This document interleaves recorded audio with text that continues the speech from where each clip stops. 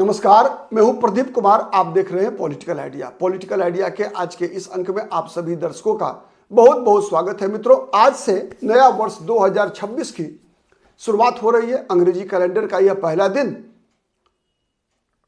को निश्चित रूप से हमारे यहाँ एक परंपरा है कि हम एक दूसरे को शुभकामनाएं देते हैं। तो आप सभी दर्शकों को अंग्रेजी नववर्ष की बहुत बहुत शुभकामनाएं।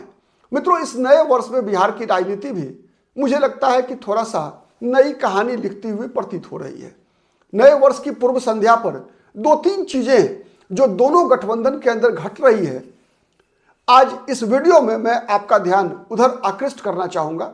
लेकिन विशेष रूप से आज जब हम देखते हैं पलटकर इस नए वर्ष की पूर्व संध्या पर, तो विगत 2-3 दिनों से लगातार कांग्रेस पार्टी और आरजेडी के बीच वाक युद्ध लगातार चल रहा है। एक तरफ कांग्रेस पार्टी के जो पूर्व में विधायक दल के नेता थे शकील अहमद, उन्होंने कहा कि कांग्रेस पार्टी की बिहार में जो भारी पराजय हुई बिहार में इस बार, उसके पीछे सबसे बड़ा कारण आरजेडी थी। आरजेडी के साथ तालमेल होने के कारण ही आरजेडी के खिलाफ जो लोगों का ध्रुवीकरण था, आरजेडी मतलब तेजस्वी यादव के खिलाफ जो लोग, बिहार के लोगों की नाराजगी थी, जो डर था, उसी कारण से कांग्रेस की यह दुर्दशा हुई कि कांग्रेस पार्टी भी मात्र 6 विधानसभा सीटें जीत पाई और पूरे विपक्ष को मात्र 35 सीटें मिली। मतलब बिहार में एनडीए की जीत के लिए सबसे बड़ा फैक्टर शकील अहमद खान ने बताया कि तेजस्वी यादव थे। कांग्रेस पार्टी को अब कम से कम आरजेडी के साथ गठबंधन जारी नहीं रखना चाहिए। गठबंधन तोड़कर अपने बलबूते पर पूरे बिहार में अपने संगठन को मजबूत करना चाहिए। अपने मुद्दों पर बिहार में आंदोलन खड़ा करना चाहिए। यह शकील अहमद खान का बयान है। उसके बाद प्रतिक्रिया आरजेडी की तरफ से भी आई, ताल ठोका गया। आरजेडी के मृत्युंजय तिवारी जो राष्ट्रीय प्रवक्ता हैं, उन्होंने कहा कि कांग्रेस का बिहार में अस्तित्व ही नहीं है। कांग्रेस को जो 6 विधानसभा सीटों में भी जीत मिली है, वो आरजेडी से तालमेल के कारण मिली है। आरजेडी नहीं होती तो कांग्रेस पार्टी को कुछ भी नहीं मिलता।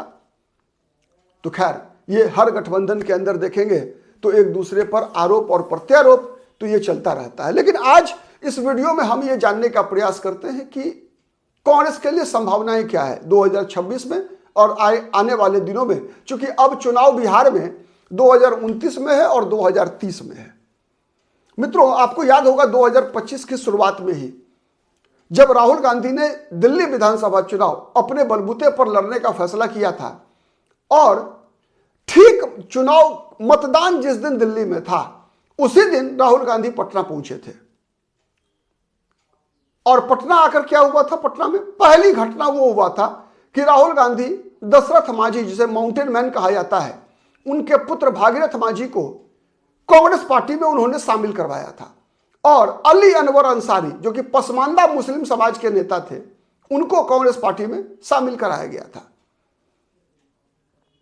उसी दिन मैंने कहा था कि राहुल गांधी ने बिहार चुनाव के लिए नहीं, बल्कि 2029 के लोकसभा चुनाव के लिए अपना पत्ता खोल दिया है। और यह सच था। अगर आप केवल नामांकन मतलब चुनाव प्रक्रिया बिहार में शुरू होने से पहले तक की राजनीति कांग्रेस की देखेंगे तो यह स्पष्ट दिखेगा कि कांग्रेस पार्टी बिहार विधानसभा चुनाव के लिए नहीं, बल्कि 2029 चुनाव की तैयारी कर रही है। राहुल गांधी बिहार चुनाव को एक लेबोरेटरी के रूप में इस्तेमाल करना चाहते हैं 2029 के चुनाव के लिए। कैसे? उसके बाद क्या क्या हुआ तो मैंने बताया। पहला कार्यक्रम राहुल गांधी का था दलित और एक मुसलमान को पार्टी में शामिल कराना। दूसरा कार्यक्रम था राहुल गांधी का पूर्व मंत्री जगलाल चौधरी की जयंती में आना। उसके बाद राहुल गांधी के 3-4 कार्यक्रम लगातार हुए 9 जुलाई से पहले, और बीच में कन्हैया कुमार की पदयात्रा, नौकरी दो पलायन रोको पदयात्रा। उसके बाद संविधान बचाओ माने बचाने के लिए जो है कई कार्यक्रम पटना में किए गए। पटना के श्री कृष्ण मेमोरियल हॉल में राहुल गांधी ने दलित संवाद का कार्यक्रम किया। यही कल्याण छात्रावास में जाकर दरभंगा में कार्यक्रम किया राहुल गांधी ने, मधुबनी में कार्यक्रम किया, राजगीर में कार्यक्रम किया, नीतीश कुमार के क्षेत्र में जाकर गया गए राहुल गांधी। और हर कार्यक्रम के मुख्य जो केंद्र बिंदु के रूप में दलित समाज थे। उसके बाद राहुल गांधी ने तालकटोरा स्टेडियम के कार्यक्रम में, दिल्ली में जो था तालकटोरा स्टेडियम में कार्यक्रम था, उसमें राहुल गांधी ने कहा कि कांग्रेस से गलतियां हुई हैं और पिछड़े वर्गों से एक प्रकार से माफी भी मांगी राहुल गांधी ने। मतलब राहुल गांधी उन गलतियों को सुधार रहे थे जो गलतियां कांग्रेस पार्टी ने विगत वर्षों में किया था। मतलब क्या थी गलतियां राहुल गांधी की, कांग्रेस पार्टी की? सबसे पहले गलती थी कांग्रेस पार्टी की 90 के दशक में मंडल आयोग की रिपोर्ट लागू होने का विरोध करना। परिणाम क्या हुआ कि मंडल आयोग की रिपोर्ट लागू होने का विरोध करने के कारण कांग्रेस पार्टी से दलित पिछड़ा वर्ग छिटक गया था। उन दलित और पिछड़े वर्गों को राहुल गांधी ने फिर से कांग्रेस से जोड़ने का प्रयास किया। उसके बाद जब SIR बिहार में शुरू हुआ, उसके बाद राहुल गांधी ने फ्रंट से लीड किया विपक्ष को, वोटर अधिकार यात्रा निकाला बिहार में। लेकिन यही दो कार्यक्रम ऐसे थे जब आरजेडी के साथ राहुल गांधी कांग्रेस पार्टी का रिश्ता जो है तनाव का बन गया। वोटर अधिकार यात्रा खत्म हुई, माइलेज मिला राहुल गांधी को, आरजेडी ने उससे घबरा कर क्या किया, आरजेडी ने बिहार अधिकार यात्रा तेजस्वी यादव ने निकाल दिया। उसी दिन से संबंध खराब होने शुरू हो गए। आरजेडी कांग्रेस को एक भी सीट जीतने देने लायक छोड़ना नहीं चाहती थी, यह सच थी। आरजेडी को लगा कि कांग्रेस पार्टी दलितों की, मुसलमानों की पैरोकार बन रही है, मतलब आरजेडी की राजनीति को खत्म करना चाहती है। और यह सही भी है।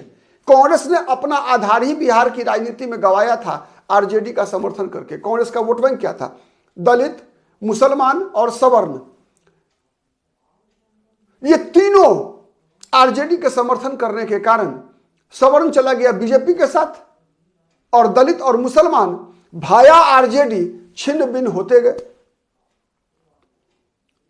आज 2025 विधानसभा चुनाव के बाद जब बिहार और पूरी दुनिया 2026 में प्रवेश कर रहा है, तो जिस प्रकार की राजनीति बिहार में परिस्थितियां हैं कि आरजेडी एक तरफ लुंज पुंज स्थिति में है, लालू यादव के परिवार के अंदर ही बगावत की स्थिति है। तेज प्रताप यादव पहले बगावत कर दिए थे, रोहिणी आचार्य ने बगावत किया, मीसा भारती भी बगावत के रास्ते पर है। आरजेडी कभी भी टूट की स्थिति बन सकती है आरजेडी में। तो इससे बेहतर मौका क्या मिलेगा कांग्रेस पार्टी को बिहार में एनडीए का विकल्प बनने के लिए, ये बताइए। जहां तक वोट बैंक का सवाल है, आरजेडी के जो यादव वोट बैंक के अलावे आरजेडी से और कोई जुड़ना नहीं चाहता। तेजस्वी यादव भय के प्रतीक बन गए हैं। सच है या गलत है? आरजेडी हारती है, नीतीश कुमार जीतते हैं हर बुरी स्थिति में। कारण क्या है कि तुलना होता है नीतीश कुमार का तेजस्वी यादव के साथ।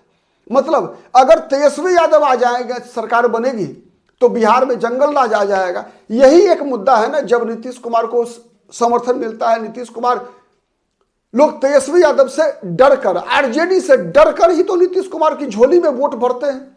सच है या गलत है? आरजेडी की आक्रामकता से बिहार का दलित, महादलित, गैर यादव पिछड़ा, अति पिछड़ा, सवर्ण सब आरजेडी के खिलाफ है या नहीं है?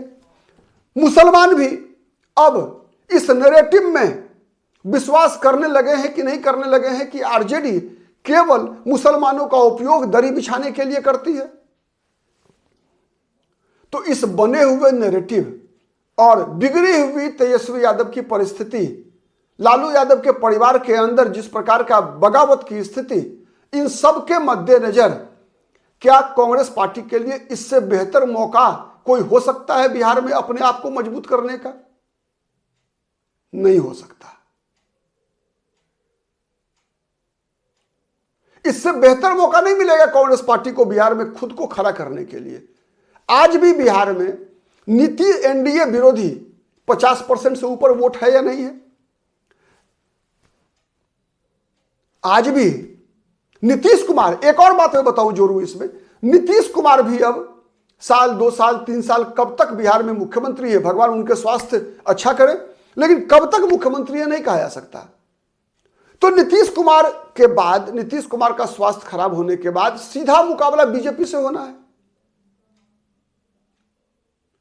तो बात जब बीजेपी से सीधे मुकाबले की होगी, तो वो स्थिति कांग्रेस के लिए सबसे बेहतर स्थिति होगी या नहीं होगी? कांग्रेस के लिए बीजेपी से बड़ी बाधा आरजेडी और जनता दल यूनाइटेड है या नहीं है? अगर है तो बताइए, जब आरजेडी डूबता हुआ नाव है, जब जदयू की दुकान नीतीश कुमार तक ही है, ये मान के चलिए, नीतीश कुमार के बाद जदयू की दुकान नहीं चलेगी, यह बात भी तय है, सबको पता है। इसीलिए बार बार निशांत कुमार का नाम लाया जाता है। ऐसी स्थिति में कांग्रेस पार्टी के लिए इससे बेहतर मौका कब मिलेगा, सोचकर बताइएगा। इसीलिए बिहार की राजनीति में जो विपक्ष का स्पेस है, इससे बेहतर मौका कांग्रेस पार्टी के लिए न कभी था, न मतलब 90 के बाद, मैं बता रहा हूं 90 के बाद इससे बेहतर मौका कांग्रेस पार्टी के लिए कभी नहीं था। आज मिला है। सवाल यही है कांग्रेस कि कांग्रेस क्या इसका फायदा उठा पाएगी, और दूसरा कि क्या कांग्रेस आरजेडी के साथ गठबंधन में रहकर या क्षेत्रीय दलों के साथ गठबंधन में रहकर कभी भी केंद्र की राजनीति में गठबंधन के सहारे बीजेपी का मुकाबला कर पाएगी? इस पर भी जवाब जोर दीजिएगा आप, कि जब तक कांग्रेस पार्टी आमने सामने से लड़ाई नहीं लड़ेगी, तब तक क्षेत्रीय दलों के सहारे क्या नरेंद्र मोदी का मुकाबला राहुल गांधी कर पाएंगे? आज के लिए इतना ही। बहुत बहुत धन्यवाद।